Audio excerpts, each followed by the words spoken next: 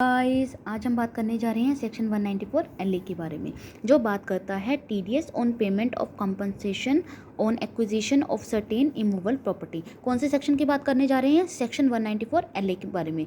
ठीक है, वो किसके बारे में बात करता है? TDS on payment of compensation on acquisition of certain immovable property के बारे में। ठीक है, टीडीएस कौन काटेगा? फर्स्ट क्वेश्चन ये है, any person on what? Compensation और एनहांस कंपनसेशन या फिर कंसिडरेशन और enhance consideration on account of compulsory acquisition. यहाँ पे वर्ड है कंपल्सरी एक्विजिशन हुआ है under any law for the time being in force of any immovable property other than agriculture land. Simple सी बात है कि अगर एनी इमूवेबल प्रॉपर्टी, मतलब इमूवेबल प्रॉपर्टी में आपको पता है लैंड और बिल्डिंग या फिर दोनों आते हैं। ठीक है, अगर उसका कंपल्सरी एक्विजिशन हो रहा है किसी लॉ के अंडर और उसमें जो कंसिडरेशन या फिर कंपनसेशन या फिर अगर बाद कंपनसेशन या फिर बाद में भी अगर कुछ केसेस वगैरह के बाद अगर आपको कुछ एक्स्ट्रा मिलता है, उसको एनहांस कंपनसेशन या फिर एनहांस कंसिडरेशन बोलते हैं। ठीक है, जब भी वो आपको मिलेगा तो टीडीएस काटना पड़ेगा। कितने?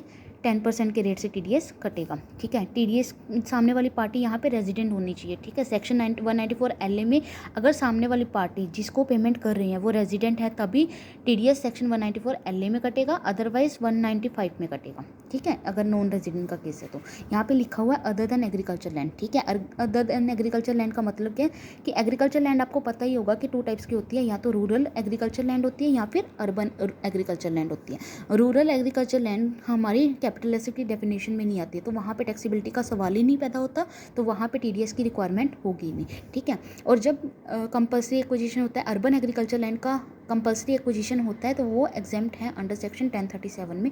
जब वो एग्जेम्प्ट है तो टीडीएस की बात होगी नहीं। तो ठीक है, यहाँ पे इसलिए यहाँ पे मेंशन किया हुआ है अदर देन एग्रीकल्चर लैंड।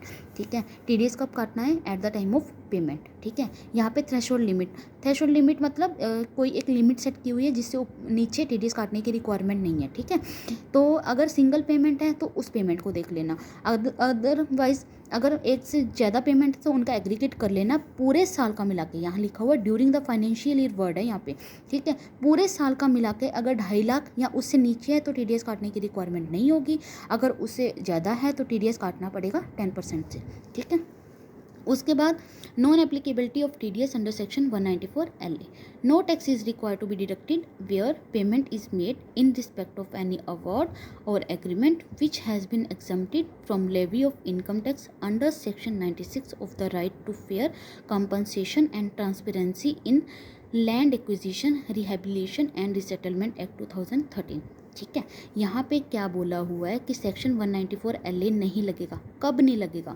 अगर मान लो आपका कोई अवार्ड और एग्रीमेंट जिसको क्लियर कट मेंशन किया हुआ है सेक्शन 96, किसका सेक्शन? यहाँ पे 96 इनकम टैक्स का नहीं है, सेक्शन 96 है right to fair compensation and transparency in land acquisition, rehabilitation and resettlement act 2013।